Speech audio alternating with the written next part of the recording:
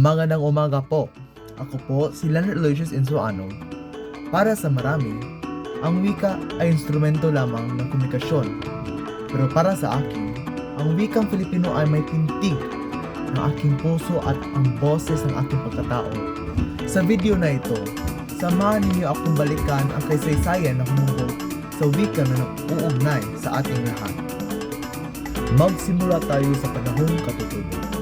Bago pa man dumating ang mga dayuhang mananakot sa ating dalampasigan, ang ating mga ninuno ay mayroong ng sariling sistema ng pagsulat na tinatawag na baybay.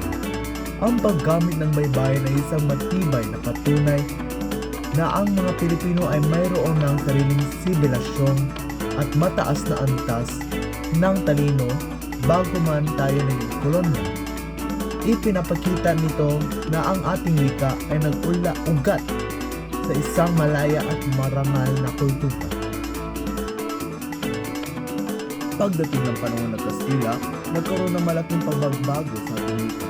Sa halip na ituro ang wika Espanyol sa lahat, ginamit ng mga pralye ang mga katutubong wika sa Pilipinas upang mabilis na maipalaganap ang Kristyanismo.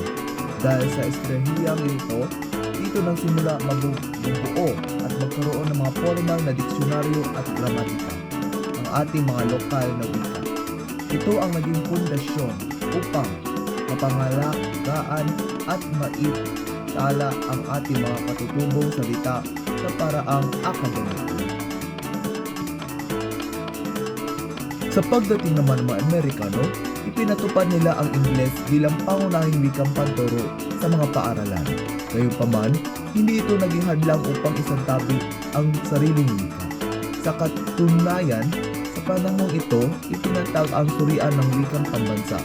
Ito ang naging hudyat ng formal na paghahanap at pagpili sa isang wikang magbubuklod sa buong kapuluan ng Pilipinas. Dito nagsimula ang layunin na magkaroon ng isang pambansang wika na mag-uugnay sa bawat isla. Sumunod ang panahon ng Hapones na tinaguri ang gintong panahon ng Tagalog. Sa layuning alisin ang mga impluwensya ng kanluran, mahigpit na ipagbawal ng mga Hapones ang pinagamit ng wikang Ingles at sa halip ay itanaguyod ang pagiging sariling wika. Dahil dito, nabigyan ng malaking pagkakataon ang mga manunulat ng mga Pilipino na ginagamit ang ating sariling wika sa larangan ng panitikan.